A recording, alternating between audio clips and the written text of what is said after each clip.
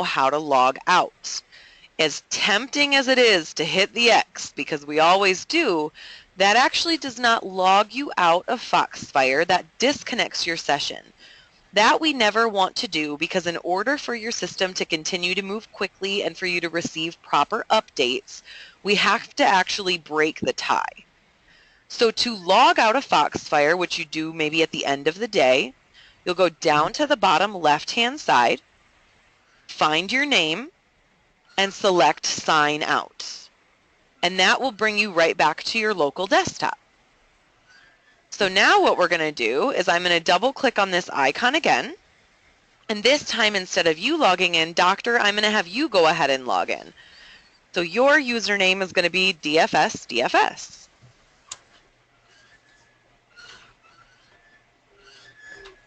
Now you did 2 Ds.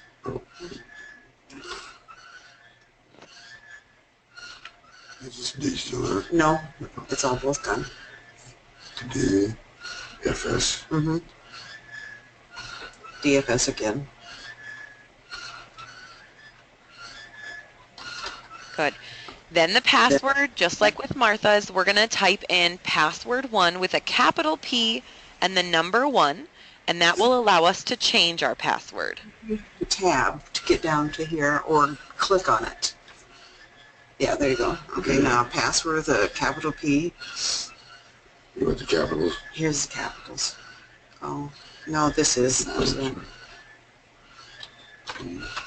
And all little ones after Yeah, that. after that, yeah. ASS. WORD. 1. No space, nothing? No. Enter. Okay, now we need to hit OK. Take the mouse and put it there. There you go. Yep, and then we'll push OK, and then you can pick what you want your password to be. Okay. Capital BSI.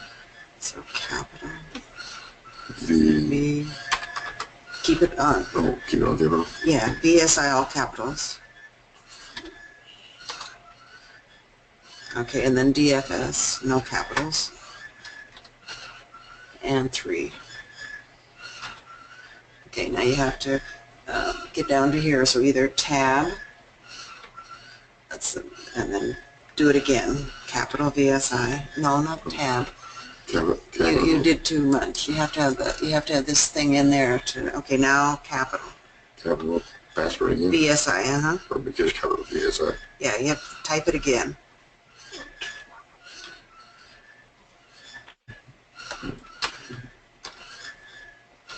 And then DFS. So 3. And enter. Okay, now hit enter again, I think. Oh. That's okay. So we'll put password 1 as the original password, that capital P and number 1, and then we'll type in the new one again twice. Oh, it went back, huh? It yep, didn't take it? So something we did didn't take, maybe they didn't match when we typed in the 2.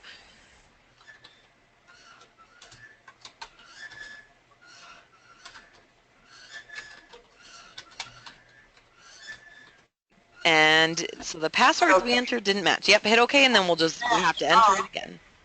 Okay, try again.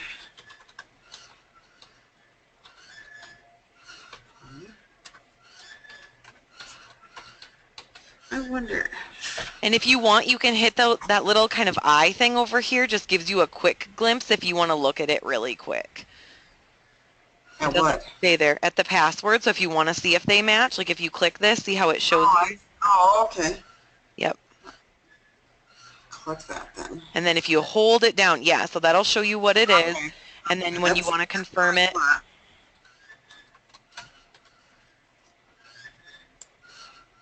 Same, isn't it? Yeah. Okay. Okay, finally. Awesome. Okay.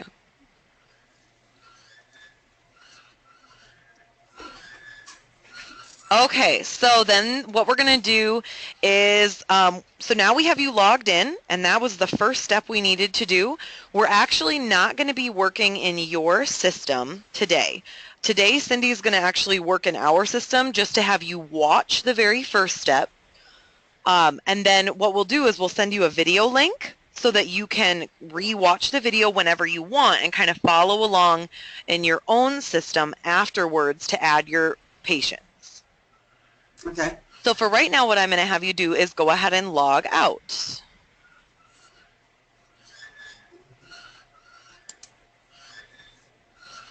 And how do we log out?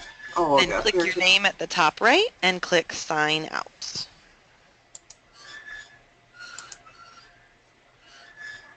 Where do you see that? Yeah, where's the name? You have your name, right, yep. No.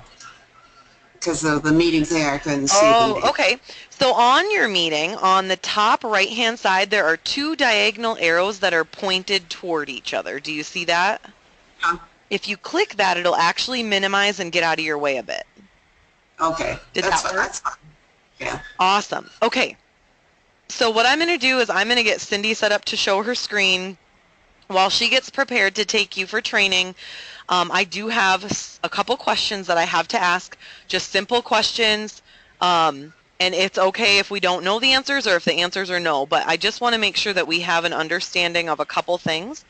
So we talked a little bit about those HCFAs, and when we talked about them, I understand you're right now sending all claims through Availity. Is that right? Sure. I don't think so. Well, how are you sending insurance Availity? claims right now? How are you sending in claims? On paper to Yeah, he doesn't do any online. Okay, so you're filling out a HCFA form? the, right. Okay, awesome. That's what I wanted to know. Okay, so I know that you're going to be doing only patients that have insurances. So you're not going to be doing any patient responsible. So if a patient comes in and they don't have insurance, are you going to be entering in their exams and stuff in Foxfire, or are you doing all that on paper so that the clinic can handle it? The clinic handles that. Okay, Yeah. so you're only entering insurance. Can I ask something? Would it not be a good idea to have these patients in there even if they pay? That's entirely up to you. There's no wrong answer. We just kind of wanted to get a grasp on how you're going to be functioning. So, as I understand it, there's a database, and from that database is where you get the names and information to file. well, you'll be entering all the patients. That's what we're learning today. That's the database. Yep, that's the database. The only difference is going to be that if you because you won't be charging the patient responsible ones. So you'd have to have two fee schedules. You're going to have a fee schedule that shows, what you charge to send to insurance. And then if you do the exam in IMD EMR for a patient responsible, you're going to have to push it over as a $0 charge. Because I understand you guys don't do anything with those. Oh, I see what you're saying. You know what I mean? So when we thought about it, we thought it's probably going to be easiest if the patients that have insurance is what you worry about. Everything else just stays on paper, and then the staff can figure it out. Right. Okay. Does that work? Okay. Okay.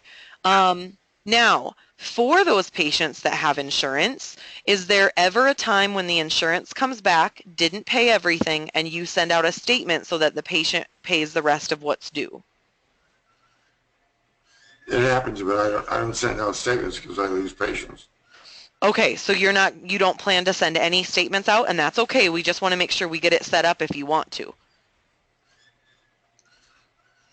Are you going to send out statements if you set it up or what? Well, that's up to you. If you want, because there's two options. Let's say insurance goes out and they don't pay everything, and let's say there's a $20 balance left, you have two options. You either write it off or you send the patient a statement. What do you prefer? Well, I do it both ways depending on the family. Okay, so what we'll probably do is get you set up for statements, and then you can kind of choose if you're writing it out or sending it. Okay. So I'm just getting this over to our biller here. So we'll send statements to. And then do you collect co-pays or refractions at the time of service, or do you just send everything to insurance? No, they collect copays at the front desk. The front desk collects copays. Okay, front desk. Not on my insurances, they don't. But not on your insurances. So when you have an insurance, let's say someone comes in with Blue Cross and they have a $20 insurance or a copay, how do you gather that or the refraction that isn't covered? I collect the copay and then bill the rest of the insurance. Okay, so you will take some payments at time of service. Yeah, I guess right. That's right. Okay, that's perfect. Yeah. Okay. Have you ever had it where a patient comes in and let's say they have Blue Cross Blue Shield and you send the claim and insurance comes back and says, nope, this patient doesn't have our insurance? Or does the front desk do like eligibility? That happens a lot? A lot more than you'd like it to, yeah. Okay, so what do you do with that balance then? Well, basically, most generally they switched insurances and they haven't got your new card. So I just go back to the patient and deal with them. Okay. Perfect. Do you see Medicaid patients in Iowa? Yeah, but I don't collect anything from them. That's all billed through Wall. It's all billed through what? Wall Optical. Okay, so you actually won't put those into our system. Perfect. That makes that Medicaid is a little bit funny, so we wanted to be prepared in case you were. Nebraska is the same way. The 13th and Jackson, they take care of all the Medicaid. So you're not going to enter any Medicaid patients in Foxfire? No. Awesome. You like that, don't you?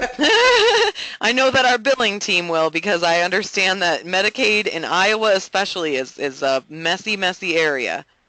Well, they both are. All right. You want some training in the Nebraska? I'll have you some.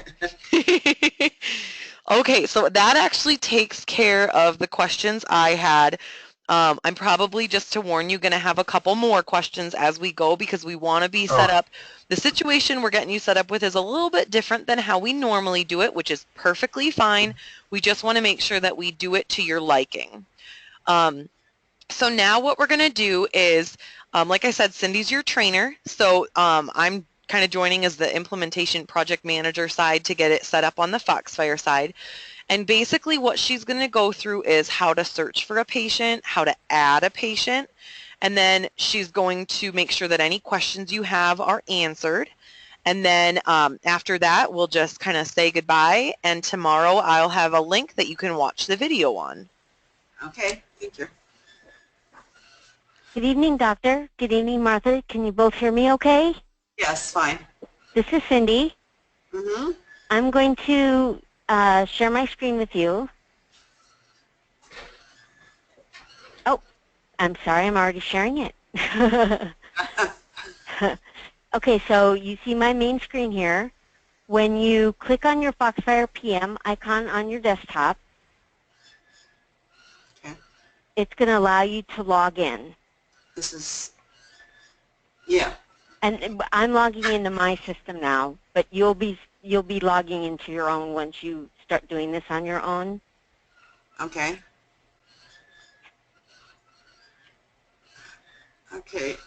I guess there's a Windows login on this thing, and IMED EMR numbers, and then Foxfire PM. Now, is some of this the same? I don't. Which? So actually, Martha, we're going to be working tonight in Foxfire PM. Okay. That is where our training is centered on tonight. Okay. Okay.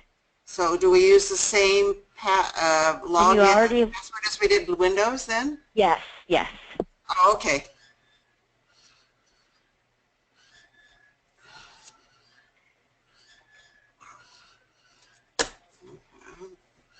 When you log into Foxfire PM, this is going to bring you directly to your home screen. This is an empty screen. You're not going to see any patient information here. It's HIPAA compliant, which means if you're in the middle of a customer and you need to leave your desk, you want to make sure that everything's confidential. You want to make sure you always come back to your home page. And you can always do that by clicking on this little house marble up here that I'm pointing at now way on the left. That will always bring you back to your home page. And it'll be blank like this, always? Pardon me? Will it be blank like this always if you go Yes. back home? Okay. Yes. On your home page, it will always be blank, just like this. Okay. Okay? One thing that I do want to point out, there's this, and I know Morgan kind of addressed this blue bar up here at the top.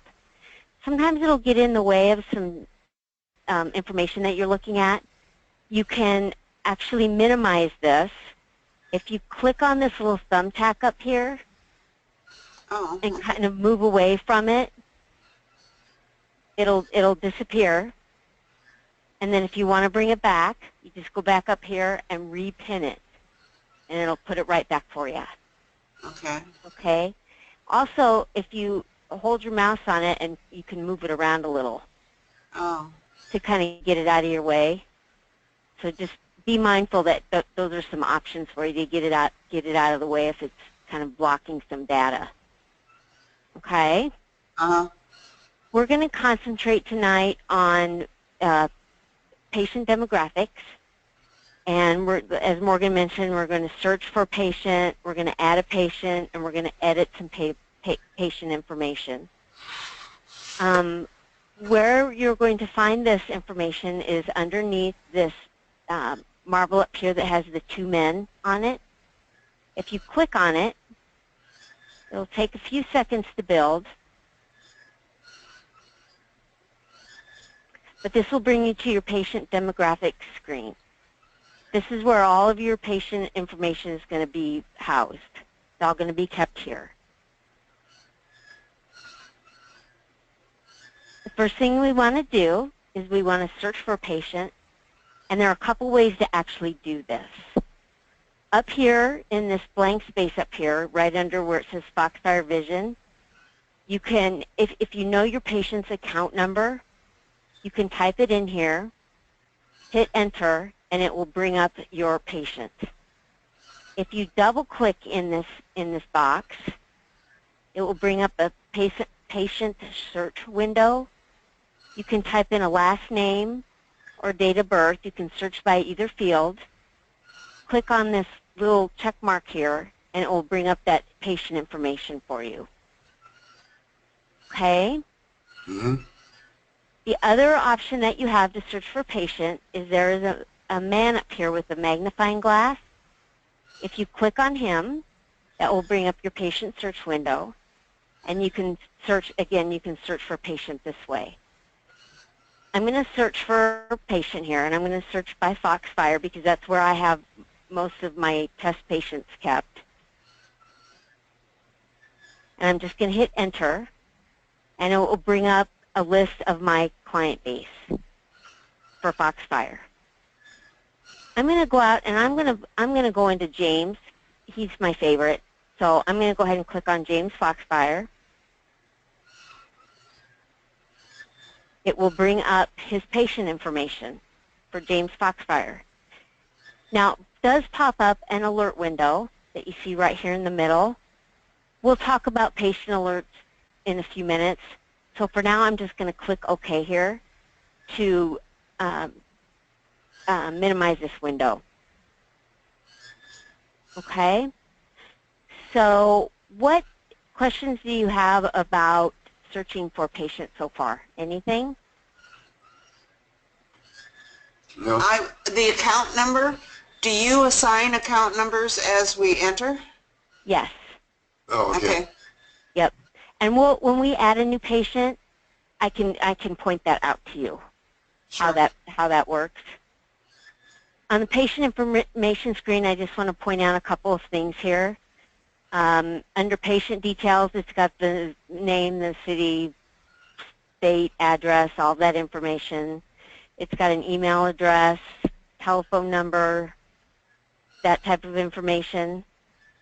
There is the next section has guarantor information.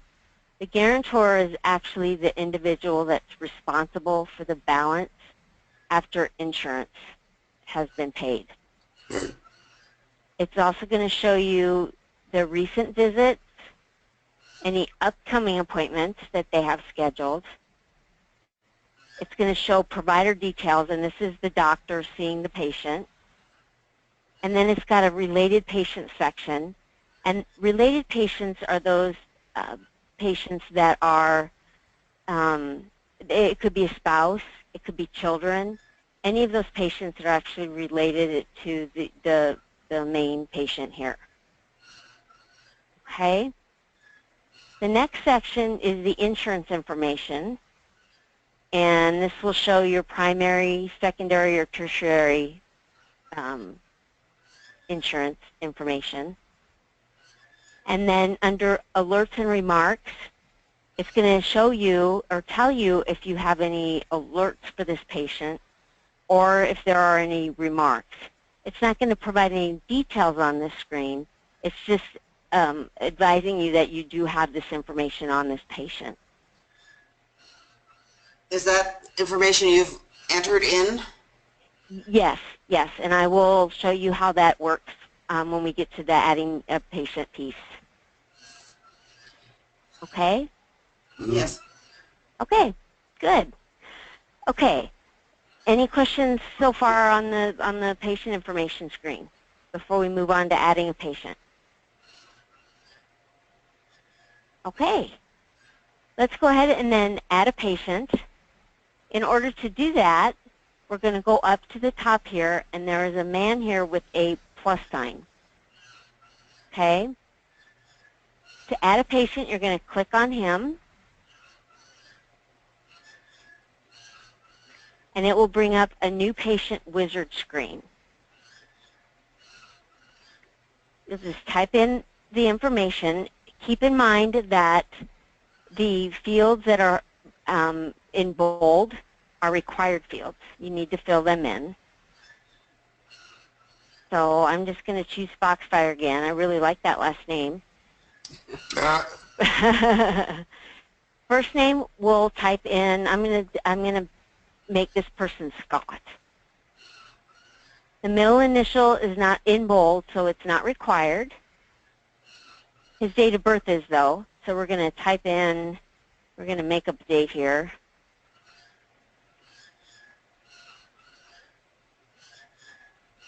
And we're going to put in a phone number.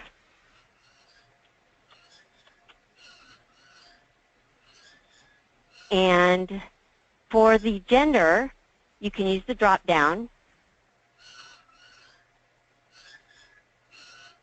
The address.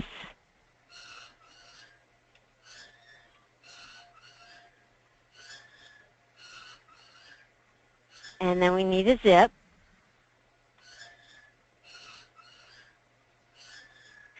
And a city. And for the state, you can just click on the drop down here. We'll find Iowa. Now, do you normally, for the Social Security number, do you normally collect that information from your patients? Oh, it's like 50-50 because over half of my patients are already on Medicare, so we need the number. Okay.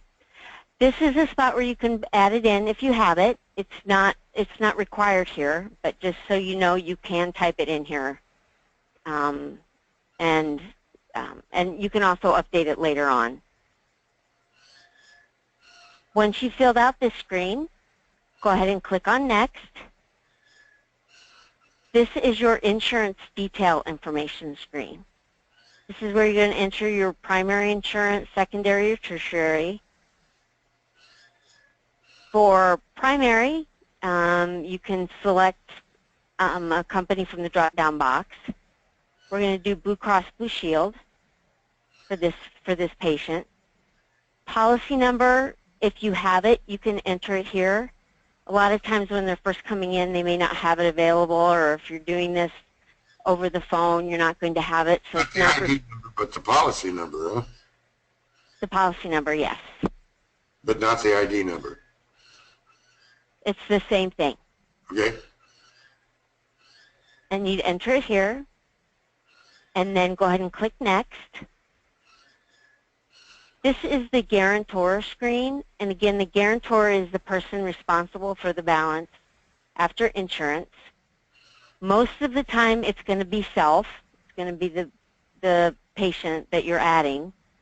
But sometimes if you're adding a spouse or a child, it could be that you want to use an existing patient. Let's say you're adding the spouse and the main person is the guarantor. You can search for an existing patient and put that in as the guarantor. Does a list of existing patients come up? If you click on this little magnifying glass here, it will give you an option to search. I see. Okay. I am going to put you on hold for just a second, okay?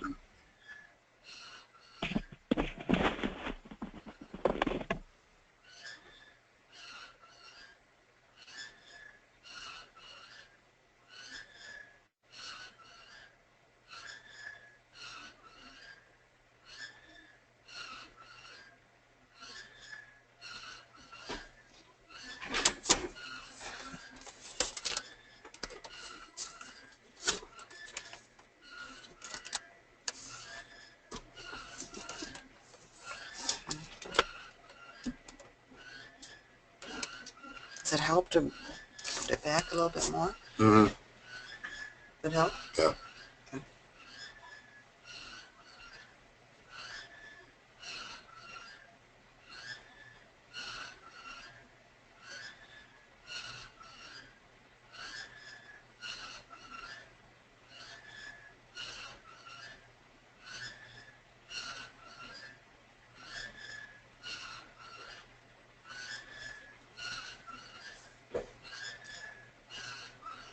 I don't think we've got a printer set up. I thought of that the other day. We need to get the printer set up on the laptop. So then home you can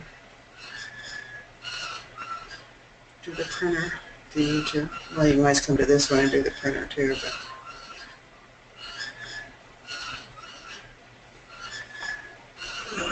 do you need it more? Or add more? No, I'm fine.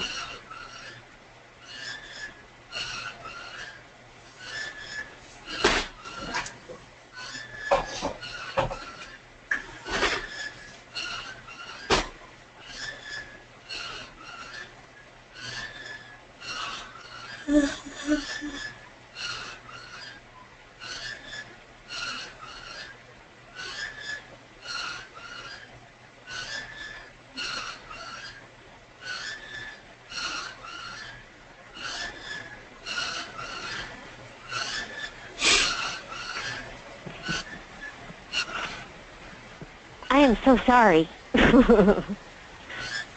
you have to go to the bathroom? What's that? Do you have to go to the bathroom? I did.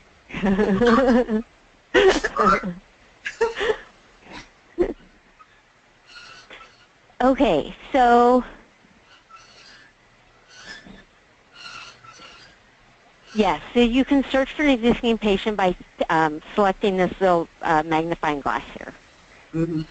Okay, once that is complete, you can click on Finish. We're going to move this guy back up to Self. Click on Finish. And now your new patient has been added. It's now this is just the first step in creating your new patient.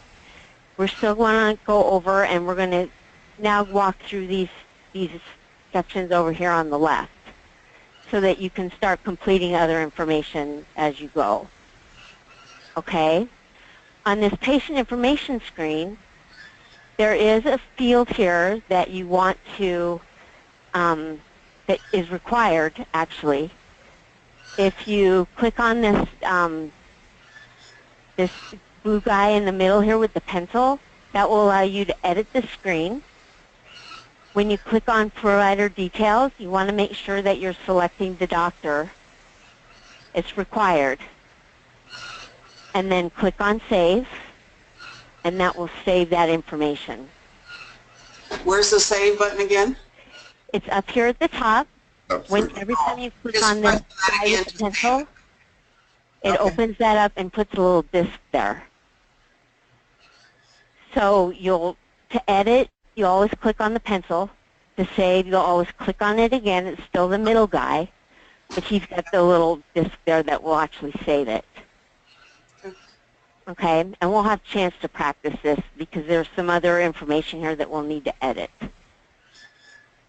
For instance, let's say that we want to, on this screen, we want to add an email address.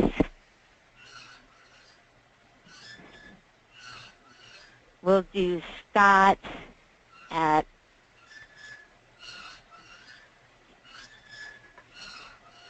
okay. And let's say we also want to add a social security number.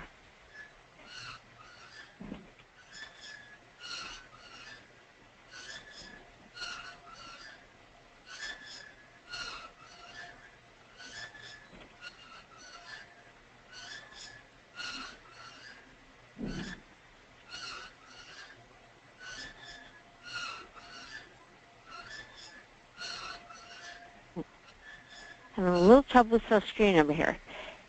And I think that's probably good for this screen, but we'll go ahead and save it. Okay, so that saves the information that we entered in for Scott on the patient information screen. Okay. One thing about this screen that you want to keep in mind is the guarantor information is not an editable field. So if you try to edit something here, you won't be able to change it here. There's another screen to do that. The recent visits and the upcoming appointments also are not editable. They actually come from the calendar. So as appointments are being updated, this screen will actually be updated via the calendar. Provider details, as I mentioned, that is required, so it does have to be completed. And your related patients, you can add them in here. Your insurance information, actually you're not going to be able to edit it from here either, but there's a separate screen to do that. And again, we'll talk about alerts and remarks here in a few minutes, okay? What questions do you have on the patient information screen? I wasn't sure we were going to have a calendar. So I'm not sure how we're going to do this last appointment, last service date. Okay, it'll actually then just be blank. That's, Okay, yep, that's perfect, no problem. Yep, it will be blank. Okay. Okay. Anything else? Is there could we put that information, well, we could put that in patient alerts or something, or remarks. I mean, I think that would be helpful to have those in there. Oh, for appointment information? Yeah. You can absolutely, you could probably put it in either place. If you want something to, that's more of a permanent record, I guess I would suggest remarks. Okay. But the good thing about an alert is that it will pop up for you every time you go into the patient. So that might be an option too. I guess it's going to be your preference on how you want to see that. Yeah. Okay. Yep. So anything else on the patient information screen? No. Okay. Let's move on to the contact screen. This screen is going to give you the mailing address again. It will also allow you to update any emergency contact information. Again, you can, if you want to make any changes on the screen, you just click on the little middleman here with the pencil, and it will open up these fields for you to enter some information. For the emergency contact information, you can either free type a name and first name and last name and address information for that person, or you can use an existing patient. as the emergency contact. And you can just click on the little box here and click on the magnifying glass and allow you to search for an existing patient, and you can use them. Otherwise, you can just retype the data in here. And any alternate address information. Okay? Mhm. Any questions on this screen? Nope. No? Okay. Then we'll move on to the guarantor screen.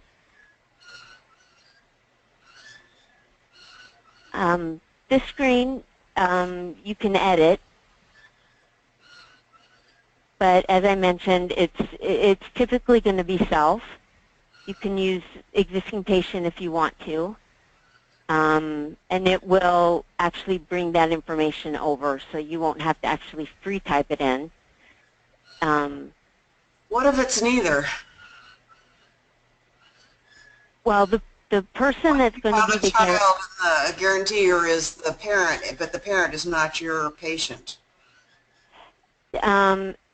that person has to be in the database. That has to be entered into your system. Okay. So they do need to be in your database. Okay. Okay? Yes. Okay, good. What other questions do you have on this screen? Any? Nope. Okay. On the insurance information screen, this is where you're going to enter your insurance. I understand, do you take vision insurance? Pardon? Or is it just primary insurance? Is it medical insurance that you take? He takes all insurances. Okay, so vision insurance as well? Yeah. Okay. So on this screen, you'll want to make sure that you have your primary insurance information filled out. And for your, if they have vision insurance as their primary insurance, if that's the only insurance they have, it can go in the primary insurance field, or it must go in the primary insurance field. Okay. If they're, I'm sorry, doctor? That's right. I'm with you. That's fine. Okay. You're okay. Okay. If their main insurance is medical insurance, it goes in the primary insurance. If they have both medical and vision, their medical insurance goes under the primary insurance area. Their vision insurance must go under the tertiary insurance section. What's secondary?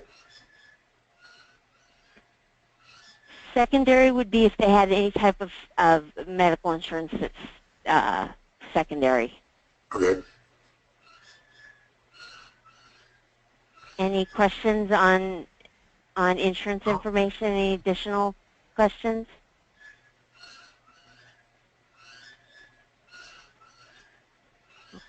Okay. Under the additional section, this is information that you can fill out with your patient details. If they're employed, you can type in employer information, how they like to be contacted, whether it's by email or telephone. This miscellaneous details you probably won't be concerned with having to do anything with. Okay? Right. Do you have your patient sign any type of HIPAA form or non-privacy? Used to, we quit doing it. So you're not doing that anymore? Yeah, doesn't do any good. Okay. Okay. So I'm just going to wanted- stop us here for just a second. Even if you aren't having them sign it, technically you can't send a claim to insurance unless the patient has signed a notice of privacy practices and a HIPAA. So I'm not here to tell you how to run your practice. It's totally fine however you choose to do it. But this portion that Cindy... We got the forms there. We'll just have them do it. Okay. So this portion, and if you choose to do it in however you want to do it, you totally can. But if you don't, just make sure that you still mark them off that you did. Otherwise, claims will not be able to be sent off. They'll say, well, the patient didn't sign off that they were going to pay, so, so just kind of a heads up on that. Okay, very good. Go ahead, sorry. That's okay. So in order to actually do that on the screen, you'll want to click on this little middleman here with the pencil, again, to edit. And you can just click in these little boxes here, and you can put in the date when it was signed, so you can keep track of that. Okay, and you can use the calendar box here to put in the date. Okay. Make sure you save it. Will we ever use that? I'm sorry, Martha, will you ever use it? No, the FFPM. That's your HIPAA form. So the consent is going to be the consent to treat, consent to send to insurance. NPP is your HIPAA. That's HIPAA. Yep. So you have to do both of those? Yep, you got to do both of them. Consent signed and the NPP signed? Yep, you got it. Are there two different forms? Sometimes there's two different forms. Some clinics have them all in one. They'll do like one sheet of paper, and I can send you an example if you want it on one form, but like the top part says HIPAA. Okay, I'll send it over to you. But yeah, the top part says HIPAA, and then the bottom part says, please sign here. You're agreeing that we can bill your insurance. I'll shoot you over an example of what that looks like. I'll get that prepped right now for us. All right, thank you. No problem. What other questions do you have on this additional information screen? Anything? No. Martha, you doing okay? I'm doing fine, yeah. Okay, good. Sleeping. Oh. Ask that question. You didn't ask it. Okay, the next section that I wanted to talk to you about is your alert section. Now, on this screen, there's two separate sections. There's an alerts section that will actually generate that pop-up that you've seen, pop-up for James. That's the alert section. And then there's a remarks section. Those don't actually pop up. You actually have to come into the screen to view them. So if you want to add a patient alert, and this could be maybe they have a copay, or maybe they have past due balance, you can enter them here. Martha, you had mentioned that you might want to enter in some information on upcoming appointments. You could certainly do that here, or you can do it under your patient remarks. The patient alerts will actually pop up for you every time you go into this patient. So it'll pop up right away and you'll see it right away. In order to add one, you just want to click on this plus sign here. It will open this up. You can select a priority, and this priority level is completely up to you, however you want to assign it. I'm going to go ahead and pick critical. The expires section here that you see, if it's just a short-term alert that you only want in place for, let's say, a month, you can put an expiration date in here, but you certainly don't have to. And then you want to make your alert note. Let's say patient has upcoming appointment to 11. And you can click on Save, and it's created your alert over here on the right. Now, every time you go back into this patient, this will pop up. Now, when we talk about this expire section here, you can actually, if you click on this edit button, if you want to only see this then until the 11th of February, you can absolutely set your expiration date to that, so that, you know, it will drop off, then it will stop popping up for you. Okay? Just make sure you save these as you add them.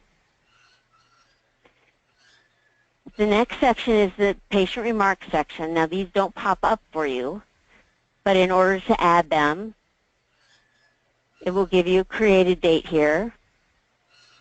And you can actually use this section. You can use this for upcoming appointments. You can use it for any other type of remark that you want to be able to see and view. We're just going to type in test here. And then click on save.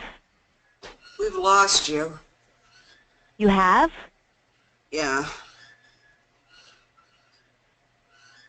I mean, we've got the sound, but we don't have you working. Oh.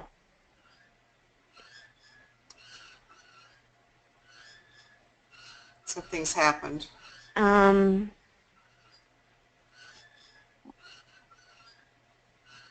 See, I've got control of the thing now instead of you. Well, maybe I would. Oh, you had control of it. Okay. Okay, let's do this. Do you have a little orange flower down on your desktop? Yes. Go ahead and click that little orange flower and then see if you can see her screen again.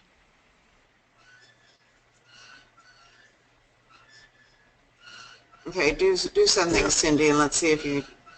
Click I back could to see that this. patient screen. You weren't working. You weren't moving anything. There. You see her okay? All right, awesome. Yeah, now you're working. Okay. Okay. Okay. Do you want me to redo the screen for you, Martha, or? No, I think No, we can no. go back to the thing. I think we can pretty well do the patient remarks. We just have to figure out when we're going to use them and that kind of thing. But we just do the plus button to add them, and then we save them, and then if we need to edit it, we go back to edit or Yes. highlight, edit. Yeah. Excellent. Great. You got it. Okay. So that is, it sounds like you've got this part under control. Any other questions on the remarks or the alert section? No? No, I don't think so. Okay. The one thing you want to make sure that you do as you're going through and editing information, you want to make sure you go back to your patient screen. And do you see up here where the middleman here has a disk on him? You want to make sure that you saved it. Wait. Or yeah. We lost you again. Okay. Which one are you going? What are you doing now? Martha, hold on just a second. Can you hold on? I'm sorry, Morgan. Says I thought it was up there. We were going to save something. Yeah, but her thing isn't going up there, so we don't know which one she's using. Yeah. But I think they pretty well say something when you put your mouse on them. Like the one says new patient, one says something. I mean, they say what they do. So. Martha? Yeah. Okay. Can you see up here at the top? Do you see my mouse moving? Do you see these 5 men up here at the top? Yeah, we see the 5 men. Okay. The one in the middle, Yeah. Yeah. do you see him? Yeah. Okay. He's got a disc right there in front of him. Do you Yes. see that? Uh-huh. You want to make sure that you click on that to save this information. Okay, so whenever we go in and add anything or make any changes, we want to make sure we save it to the disk. Right, and you want to make sure that you're doing that from the patient information screen where we are. Oh, you have to do it from the patient screen. Yes. Oh, not from any of the other screens? Well, you need to do it on those other screens as well, but your Okay. final check to make sure that all of your information is saved is on this patient information screen. Okay, okay. Okay? Mm-hmm. What other questions do you have? No. Not any right now. Okay. Just a couple more things I want to talk to you about. One of the pieces of information that that we're very excited about is this balance section up here at the top. This is actually going to show you, and actually, you know what, I'm going to go out and I'm going to look for James again, because this will give you some live information to be able to look at. Oh, you know what, we're not going to go over this piece today. I think we'll be good without this piece. It's like we're losing connection every once in a while. Okay, do you see my 5 minutes at the top? Yes. Yep. Okay. Okay. Let's, if you don't have any other just additional questions, I think that's probably all I have Okay. Okay. For today, anyway. for Yep. today. Yep. We will get you the video tomorrow on the session, so you can go back and revisit it if you want to. Okay. And we will talk to you next Tuesday, Yes. Okay, you bet. same time. Yeah. Yep, yep. Great. Great. Morgan, do you have anything to add? No, I think that's golden. So what we'll probably do, the homework between now and next Tuesday, I'm going to send you an email tomorrow, so just be on the lookout. It's going to be a link to kind of your own web page. And on that web page will be every single training we do. So at no Okay. time are you stuck going, oh gosh, I don't remember. And if you want to remember how to add a patient, then you'll come in and you'll watch this video. So what you'll do is between now and next week, Tuesday, I kind of want you to review the video, log into your actual system, and then if you just want to practice adding patients in there, use the last name Foxfire. The reason we use the last name Foxfire is so that we know that, hey, these patients with the last name Foxfire, they aren't real. So they don't have, anything against your AR. We know that we can practice on them without messing up a live patient information. So you can add as many fake patients in there as you want, and I very strongly advise to try to add a patient, add quite a few now to get the hang of it, and then because we are all the way out till April before we actually start to use it, I would even just kind of go in and refresh yourself maybe once or twice a week and just add in a quick patient. Okay. Part of having that go live a little bit farther out, there's no problem with that, but sometimes we forget the very beginning stuff. Yeah. So that's kind of the benefit of having that little website on your, of your own. Nobody else will see it. It's just for you guys, and you can watch that video as many times as you want. So my goal for you, and I'll probably check in with you maybe Friday and just see, were you able to log in? Were you able to add a patient? And of course, if you have any questions, just call me or shoot me an email. I know you're probably not home and working on stuff till the evening, but if you shoot me an email in the evening, I can give you a call the following evening. And if it comes down to it, I don't mind giving you my cell phone number if you have questions that you want to ask right off the bat too. Okay. Okay. We should be all right. Just Perfect. I think so too. I think you grasped it pretty well. So we'll go ahead and get this one wrapped up and sent out to you, and then we will get started next week, Tuesday, with kind of the next step. okay. All right. We'll talk to you guys then. Have a wonderful evening. Thank Thank you, You- Doctor. Thank you, Martha. Thanks, Cindy. Bye now. Bye. Bye.